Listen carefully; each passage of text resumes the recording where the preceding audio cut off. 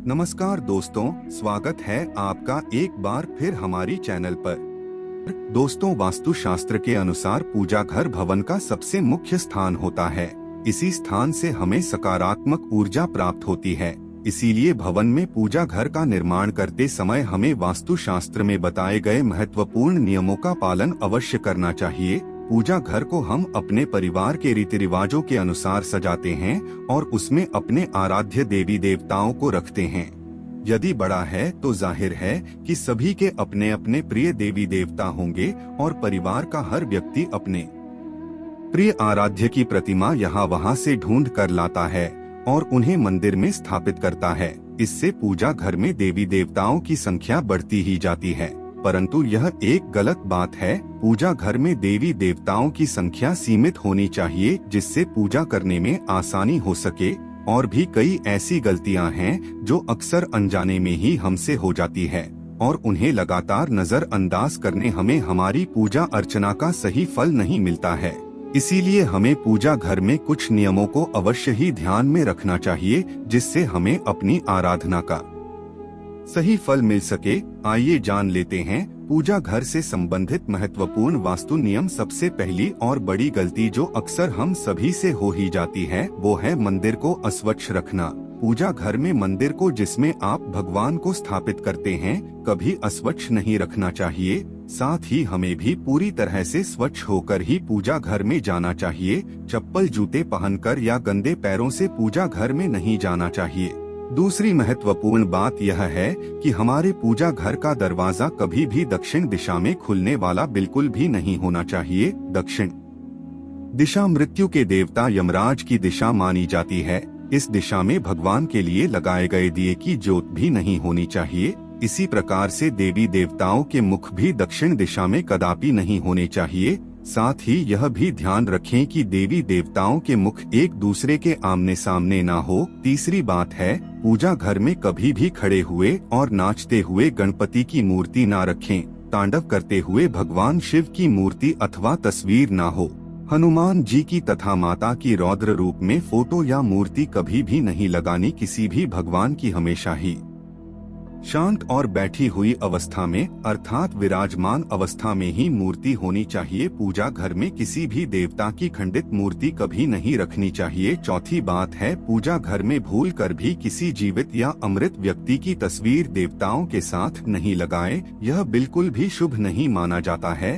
कई लोग साधु संतों की तस्वीरें अथवा मूर्ति पूजा घर में भगवान के रख देते हैं। वास्तुशास्त्र में ऐसा करना शुभ माना नहीं गया है। घर के मंदिर में पूजा के लिए मूर्तियां रखी जाएं या तस्वीरें किसी भी देवता की एक से अधिक नहीं होनी चाहिए। साथ ही उन तस्वीरों या मूर्तियों की ऊंचाई 4 या 5 इंच से अधिक नहीं होनी चाहिए। जहां तक घर के मंदिर में शिवलिंग रखने का प्रश्न है, तो घर के मंदिर में 2 इंच से बड़ा शिवलिंग नहीं रखना चाहिए। यदि आपको अपने घर के मंदिर बजरंगबली हनुमान जी की मूर्ति रखनी है, तो बाजार से खरीदकर ऐसी मूर्ति लाइए जो बैठी हुई अवस्था में आशीर्वाद देती हुई हो। घर के मंदिर में रखी जाने वाली देवी देवताओं की मूर्तियां या तस्वीरों के मुख प्रसन्नचित होनी चाहिए। मंदिर में रखी गई मूर्तियों की बीच में कुछ दूरी अवश्य ही होनी चाहिए। घर के मंदिर में माता काली, भैरव जी और शनिदेव जी की मूर्ति रखना वर्जित है। पांचवी बात है, हमारे प्राचीन हिंदू शास्त्रों में 5 देवों की प्रतिमा पूजा बताई गई है। इसीलिए प्रत्येक घर के मंदिर में इन 5 देवताओं की मूर्ति अथवा तस्वीर अवश्य ही होनी चाहिए। मंदिर में सूर्य देव की तस्वीर अवश्य लगाएं। गणेश जी, भगवान विष्णु, माँ पार्वती और भगवान शिव, इन 5 देवताओं की पूजा घर में अवश्य होनी चाहिए। तभी वह पूजा घर संपूर्ण होता है। शास्त्रों में यह भी वर्णित है कि पूजा घर में देवताओं की प्रतिमाएं हमारे अंगूठे से बड़ी नहीं होनी चाहिए। यदि इससे बड़ी मूर्तियां हम रखते हैं तो उनकी प्राण प्रतिष्ठा करानी चाहिए और उनकी विशेष पूजा के नियमों का पालन करना चाहिए। ध्यान रहे, पूजा घर में भूल से भी किसी भी देवी देवता की खोखली मूर्ति नहीं रखनी चाहिए। मूर्ति मिट्टी की हो अथवा धातु की, वह कभी खोखली ना हो। ऐसी मूर्तियां जल्दी खंडित हो जाती है। मंदिर में चित्र लगाते समय ध्यान में रहे कि देवी देवताओं के चित्र फटे हुए अथवा धुंधले ना हो। छठी बात है, घर में देवी देवताओं की उग्र प्रतिमाएं अथवा चित्र भी ना लगाएं। भगवान उनका जो रूप आपको प्रिय हो वही रूप आपके सामने होना चाहिए। देवताओं के उग्र रूप से मन में भय की स्थिति निर्माण होती है। साथ ही घर के छोटे बालक देवताओं के ऐसे उग्र रूप को देखकर भयभीत हो सकते हैं और उनके मन में भगवान के लिए कम होने लगता है। इसीलिए पूजा घर में सदैव ही प्रसन्न मुद्रा वाली मूर्ति ही रखनी चाहिए, जिन्हें देखकर मन में प्रेरणा जागृत हो। 7वीं बात है, प्राचीन काल से जो चलन है उसके अनुसार लकड़ी, पत्थर, सोने, चांदी या पीतल जैसी धातुओं की मूर्तियां ही घर में रखनी चाहिए। वैसे धातु की मूर्तियां महंगी होने के कारण आजकल पत्थर की मूर्तियों को भी बहुत से लोग घर में पूजा के लिए रखते हैं कि मूर्ति सर्वश्रेष्ठ मानी गई है, क्योंकि इन्हें स्वच्छ करना आसान होता है। धातु की मूर्ति भी उत्तम होती है क्योंकि ये जल्दी नहीं टूटती है। मिट्टी की मूर्ति रखने पर इनके टूटने की संभावना बनी रहती है और इन्हें स्वच्छ करना भी कठिन होता है। इसीलिए घर के मंदिर में ऐसी मूर्तियां रखें जो टूटे नहीं और उन्हें आसानी से स्वच्छ किया जा सके। घर के मंदिर में भूल से भी प्लास्टिक की अथवा प्लास्टर ऑफ पेरिस की मूर्तियां न रखें। वास्तुशास्त्र में ऐसी मूर्तियों की पूजा अशुभ माना गया है।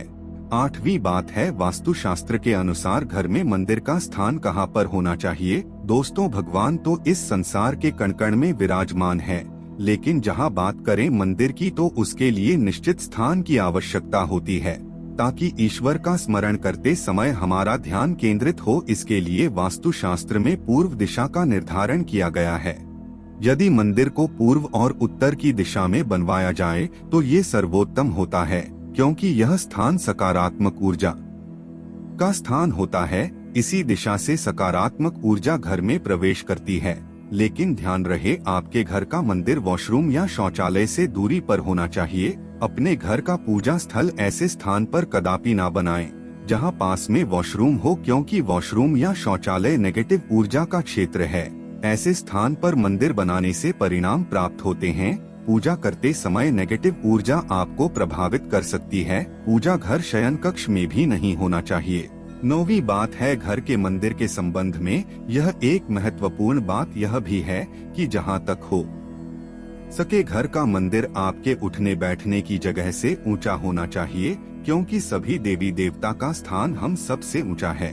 यदि घर में पूजा के स्थान के लिए एक अलग ही कमरा जाए तो सर्वोत्तम होगा। घर के मंदिर में कभी भी बिखरा हुआ सामान नहीं होना चाहिए। देवी देवताओं की मूर्तियां, पूजा सामग्री एवं अन्य धार्मिक पुस्तकें आदि अपने अपने स्थान पर रखी होनी चाहिए। कभी कभी ऐसा देखा जाता है कि लोग लापरवाही में पूजा स्थान पर वस्तुओं को बिखरा कर रखते हैं। ये वस्तुएं हमारी पूजा में बाधा निर्माण करती है, जिससे हमारा ध्यान भटकने लगता है। इसीलिए पूजा सामग्री को सदैव ही व्यवस्थित रखना चाहिए। घर के मंदिर में पूजा करने के बाद जली माचिस की तीली, मुरझाया हुआ फूल, जली हुई काली बाती आदि को हटा देना चाहिए। अपने पूजा स्थल को साफ सुथरा रखना चाहिए। घर के मंदिर में बिखरी और जली हुई माचिस की तीली नहीं होनी चाहिए। यदि दीपक जलाने के लिए आपने पूजा घर में माचिस रखनी ही है तो उसे किसी कागज या कपड़े में छिपा कर रखना चाहिए, उस सामने नहीं रखना चाहिए। दीपक जलाने के बाद बुझी हुई माचिस की तीली को इधर उधर नहीं फेंकना चाहिए, बल्कि उसे डस्टबिन में डाल देना चाहिए। ध्यान रहे, पूजा घर में लाइटर आदि चीजों का प्रयोग दीपक जलाने के लिए भूल से भी ना करें। तो दोस्तों, इस प्रकार से आप अपने पूजा घर में वास्तु शास्त्र के नियमों का पालन करके सकारात्मक ऊर्जा निर्माण कर सकते हैं। उम्मीद है आपको यह जानकारी अच्छी लगी होगी। लाइक जरूर करें, कमेंट में जय श्री कृष्ण अवश्य लिखें। वीडियो के अंत तक बने रहने के लिए आप सभी का धन्यवाद।